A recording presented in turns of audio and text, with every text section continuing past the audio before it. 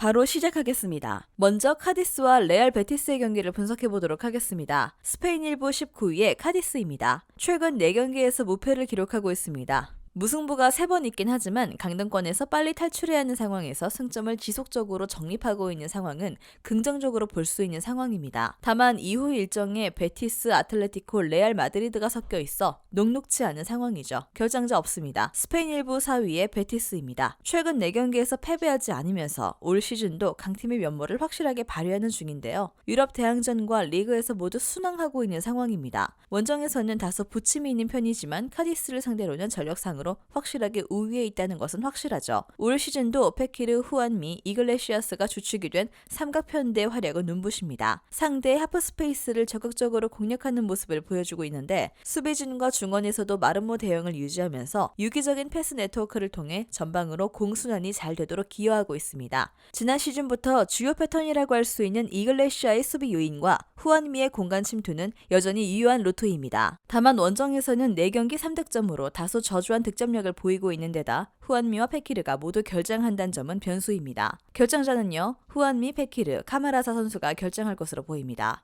올 시즌 카디스는 지난 시즌에 극도로 수비적인 기조에서 벗어난 모습을 보여주지 못하고 있고 오히려 강한 압박으로 인해 후반 수비 약점이 두드러지면서 수비적으로 안정감을 주지도 못하고 있습니다. 베티스의 승리와 2.5 언더를 추천하는 매치입니다.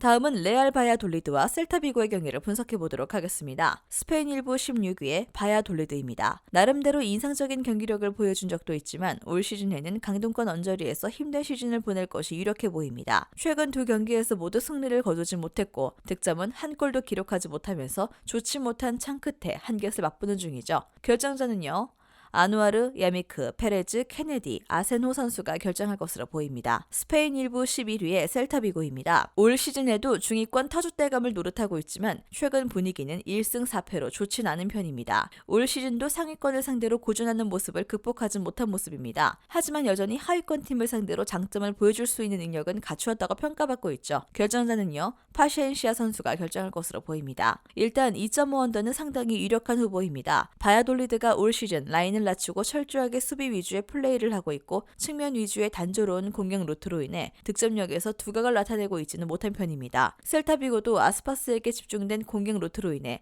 다득점을 기대할 수 있는 환경은 아니죠. 셀타비고의 승리를 예상합니다. 다음은 레알 소시에다드와 마요르카의 경기를 분석해 보도록 하겠습니다. 스페인 1부 5위의 소시에다드입니다. 최근 5경기에서 모두 승리를 거두면서 훌륭한 시즌을 보내는 중입니다. 아틀레티코 베티스와 함께 UEFA 챔피언스리그 진출을 위한 4위 싸움을 쭉 이어갈 것으로 예상되고 있습니다. 올 시즌 소시에다드의 핵심은 중원이라고 해도 과언은 아닙니다. 실바, 브라이스, 메리노의 역할 분담이 상당히 잘 되어 있는 모습인데 공격의 중추라고 할 수 있는 실바가 공격 전개를 할 경우에는 양층 풀백이 올라가면서 공격에서의 유기적인 연계를 꾀하는 모습입니다. 지난 시즌에 비해 공격의 방점을 찍는 능력도 상승하면서 득점력에 있어서는 지난 시즌보다 훨씬 나은 모습인데 최근 5경기 중 멀티골을 기록한 경기만 4경기입니다. 결정자는요, 마틴, 메르켈란츠, 초, 사디크 선수가 결정할 것으로 보입니다. 스페인 1부 12위의 마요르카입니다. 최근 3경기에서 승리를 거두지 못하면서 흐름이 상당히 좋지 못한 상황입니다. 다만 올 시즌 나름 꾸준하게 승점을 적립하는 모습을 보여주고 있기 때문에 지난 시즌과 같이 강등권에서 허덕이는 모습을 보여주진 않을 것으로 보입니다. 결정자는요, 그리프, 코스타, 카데웨레 선수가 결정할 것으로 보입니다. 일단 마요르카가 소시에다드의 중원 전력을 의식해 소극적으로 경기에 나설 확률이 높고 소시에다드가 지난 시즌보다 중앙 전개와 톱에서의 결정력이 상당히 많이 보완된 모습을 보여주고 있기 때문입니다. 다만 마요르카 역시 빌드업의 중추를 최대한 괴롭히는 방식으로 바르셀로나의 공격을 어느 정도 무력화하는 등 수비적으로는 좋은 모습을 보여주고 있는 상황입니다. 소시에다드의 우세를 점치는 것이 옳다고 보겠습니다. 마지막으로 엘체와 레알 마드리드의 경기를 분석해 보도록 하겠습니다. 스페인 1부 20위의 엘체입니다. 올 시즌 아직도 리그 첫 승을 기록하지 못하면서 리그 꼴찌로 내려앉고 말았습니다. 공수 밸런스가 아주 좋지 못한 모습이긴 하나 최근 득점은 3경기 연속으로 기록하고 있다는 점을 고려하면 역시 문제는 수비라고 할 수 있을 것이죠. 엘체의 기본적인 수비 방식은 압박을 강하게 펼치는 것입니다.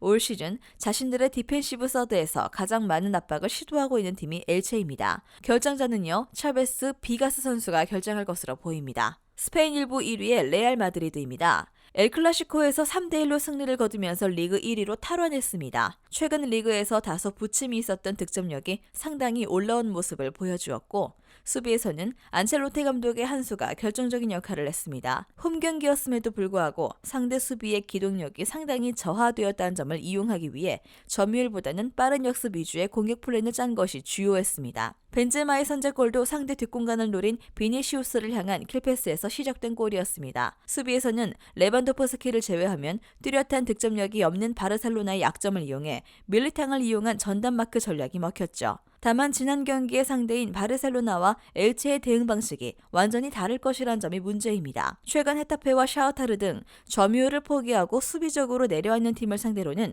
득점력에서 다소 고전하는 모습을 보여주기도 했죠.